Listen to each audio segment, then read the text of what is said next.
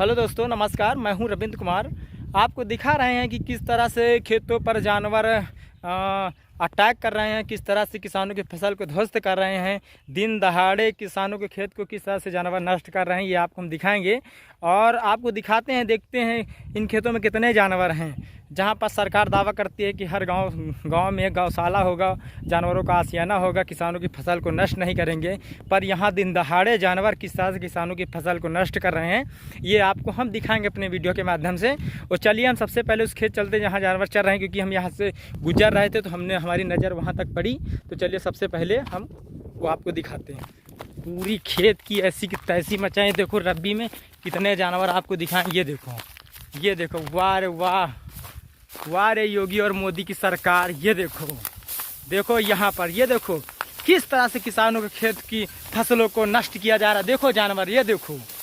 बताओ किसान किस तरह से अपने खेत की देखरेख करे।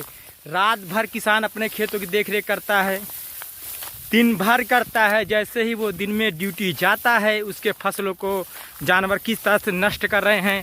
जहां हमारे यहाँ की सरकार दावा करती है कि हर गांव में एक गौशाला होगा, यही गौशाला होगा हर गांव में, कि इतने जानवर हम देखो यहाँ से लेके आ रहे हैं और खेतों की रब्बी को किस तरह से पूरी तरह से ध्वस्त कर रहे हैं जानवर। ये एक देखने का विषय है। हमारे यहाँ के विधायक जी कहते थे, बड़े बड़े वादे करते थे, जैसे ही हम विधायक बनेंगे जानवरों के लिए हम कोई व्यवस्था करेंगे, उनके लिए एक नया आशियाना बनाएंगे, उनका ये दावा था। मगर जैसे ही वो विधायक बन गए, उसके बाद उनका जो दावा था वो फ्लॉप हो गया। मतलब वो पिक्चर रिलीज होने के पहले डिलीट हो गई। और देखो ये इतने जानवर हैं और हम यहाँ से गुजर रहे थे। जैसे ही हमारी नज़र जानवरों पर पड़ी, हमने सोचा कि किसानों की फसल है, उनकी मेहनत क्यों बर्बाद हो। इसके लिए हमने अपनी गाड़ी खड़ा किया। गाड़ी खड़ा करने के बाद उस जानवरों को खेत से हटाया। ये देखो सब रोड। अब बताओ किसान किस तरह से अपने खेत की देखरेख करे। बताओ इतने सांड हैं, जिस खेत में भिड़ जाएं खेत का काम खत्म। देखो किसान किस तरह से खेतों में इतने कटीले तार बांधता है। 1 2 3 4 तार बांधता है, उसके बाद भी खेत चर जाते हैं। सोचने के विषय, क्या इसमें करंट वाला तार लगाएं? नहीं, उससे भी जानवर नहीं रुकेंगे। अब बताओ, अभी एक महोदय उधर से भी चले आ रहे हैं। अब ये जानवर देखो, इस तरह से किसानों के फसल को नष्ट किया जा रहा है। और सरकार बड़े बड़े दावा करती है कि हम जानवरों के लिए आसाना बना रहे हैं, जानवरों के लिए गौशाला बना रहे हैं हर गांव में। अगर इस गांव में भी गौशाला होता तो किसानों के खेत इस तरह से नहीं चरा करते जानवर। और देखो कितने जानवर हैं, और इनको हम दूर तक लेके जरूर जाएंगे कि वो दोबारा उनके खेत पर ना आए, क्योंकि किसान हर समय थोड़ा नहीं अपना खेत ताक सकता है। ये देखो, ये जा रही अब की बार जो लोकसभा का चुनाव है ना, यही साल आप लोगों को वोट देंगे।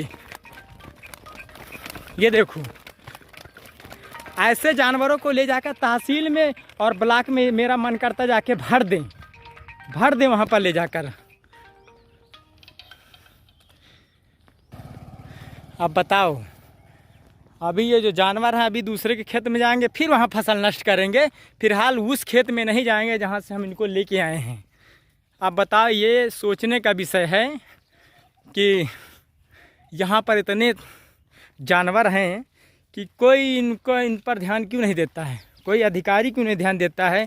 अब बगल में चले जाओ तो ब्लॉक 1 किलोमीटर की दूरी पर यहाँ ब्लॉक है, और 2 किलोमीटर 3 किलोमीटर आगे बढ़ जाए जहाँ तहसील है, जहाँ बड़े बड़े दावा करने से अधिकारी लोग थकते नहीं हैं। और जानवर देखो किस तरह से किसानों की फसल को ध्वस्त कर रहे हैं, और किस तरह से जानवर किसान अपने खेत ताकते हैं, उसके बाद जानवर ध्वस्त कर रहे हैं। कहीं किसानों के फसलों में आग लग जा रही है, कहीं किसानों के फसल नष्ट हो रही है। सोचो, अब ये जंगल में जो है ये लोग घुस चुके हैं। यहाँ पर ये मुर्गी फार्म है, और अब ये खा रहे जानवर नहीं आएंगे दोबारा। हमने इनको खेत दिया है,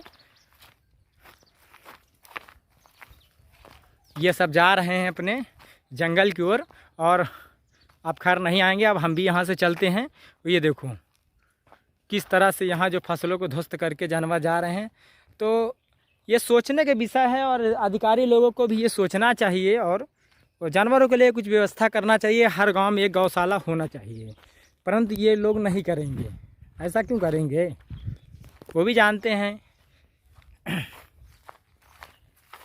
चलो ठीक है, फिर आप देख रहे हैं, आपको हम दूसरी वीडियो में फिर मिलेंगे। जब तक के लिए जय हिंद।